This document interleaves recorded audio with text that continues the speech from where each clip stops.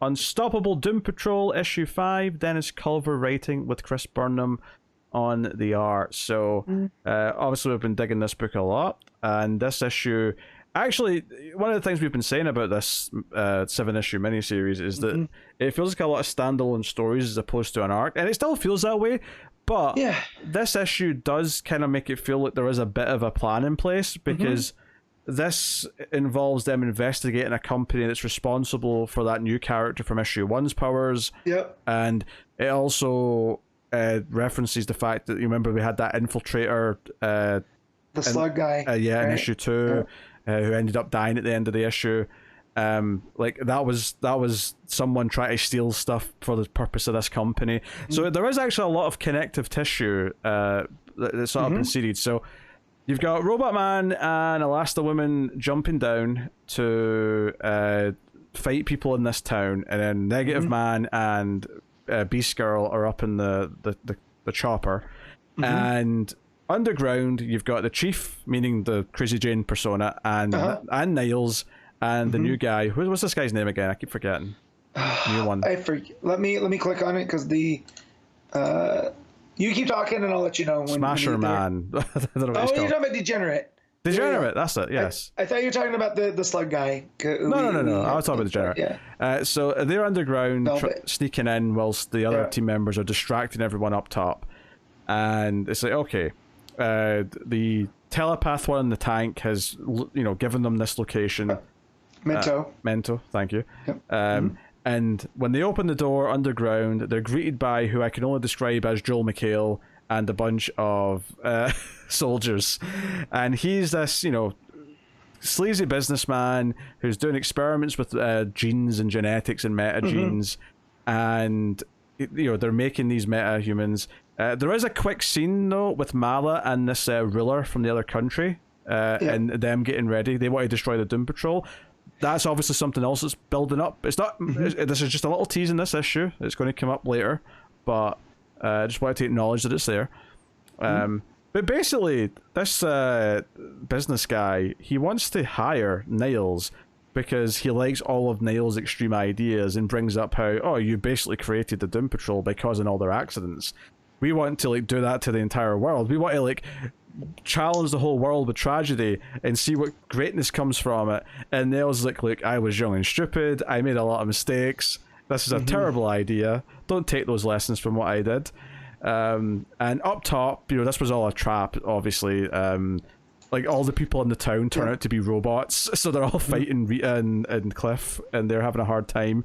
Negative Man sends the negative spirit down, and Beast Girl's left to fly the helicopter on her own, and she doesn't know how, which is all just very fun. I love the art here, by the way. Burnham's art, especially on Beast Girl, every time she looks scared or surprised, it just looks glorious. He's very good at the expressiveness with her. It's the big cartoon eyes just really works.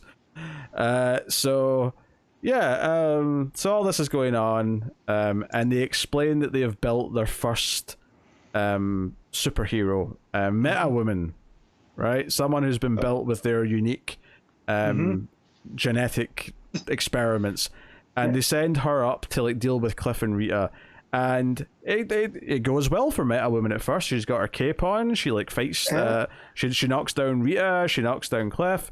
But then it turns out that she's got a bit of an Amazo thing going, where she kind of absorbs the powers of whoever she's fighting, and that's how she's superior, because she can fight anyone.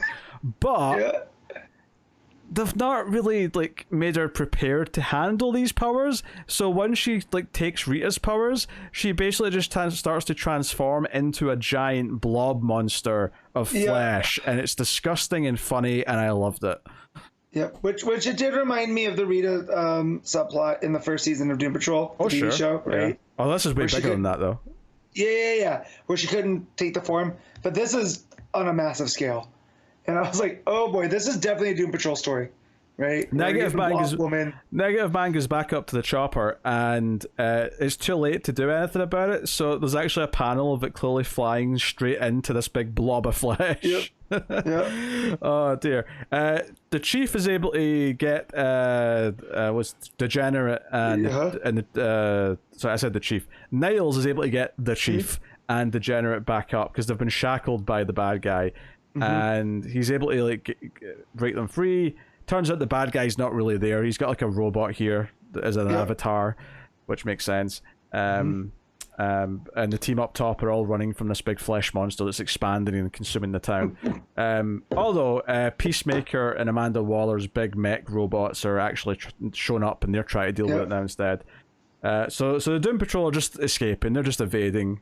I love the visual of Negative Man's spirit carrying his body at the end. I think that's quite a cool thing. So yeah, they've been teasing this company and what they're up to like throughout the book. So now they're kind of like out there as more direct villains, and they're also building up the Emperor dude with Mala and the other country because he wants to kill the Doom Patrol. There's actually, it feels like now after this issue, suddenly there's like these two like converging plots that are building up that are probably going to be a big part of the finale. So yeah. I really like this issue. I think this is. I probably enjoyed this a bit more than the last couple, and I've enjoyed all the issues, but I think this was a really good, solid progression story issue. So I wasn't here for the last one, right? I was off on that episode, and that whole story where you got to basically go into therapy with each of the characters, I thought was really. I don't think that was the last. I think that was 2 issues ago. Was that 2 issues ago? What was the last one then?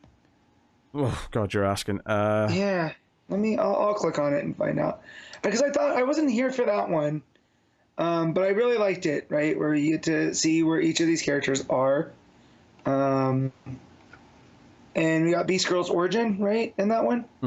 Yeah, sounds right. So, but yeah, I like that one. All of these have been, that was that one. Because that's, you get the, what's that? Dr. Cinco, right? The fifth dimensional entities. I could have sworn that was several issues ago, but okay, that's fair enough. That was issue 4, bud. But yeah, so I like that one.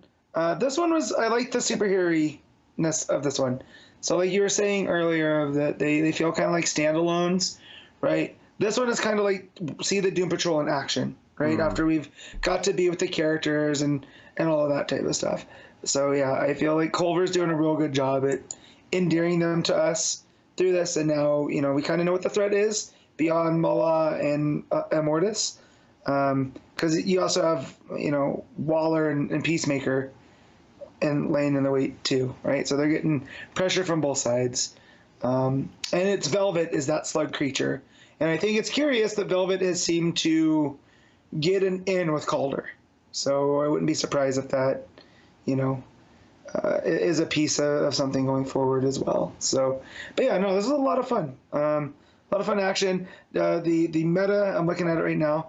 The meta woman exploding into the big giant blob is such a funny visual to me, and I can't understand why. I don't know if it's because her fingers exploding look like a bunch of trees or whatever, but it's yeah, that's a great page. But for me, it's the panel on the next page of the ship about to crash into it. I just love the idea of them crashing a ship into this blob of flesh. Yes, it's just such a Doom Patrol visual to look at. So we've set up this evil guy who's trying to build an even bigger, more corporate Doom Patrol. So that should be something. Meta Woman seems to have volunteered for this, so there's no sympathy for her. So that's fine. We can have fun with it. So yeah, it's a good time. That's been a very good miniseries. Every issue, I'm just sad that it's not ongoing, but hopefully it leads to more. What are you rating issue 5 at Unstoppable Doom Patrol? I'm going to give this a solid 8. Yeah, I think I agree with that. Solid 8 out of 10.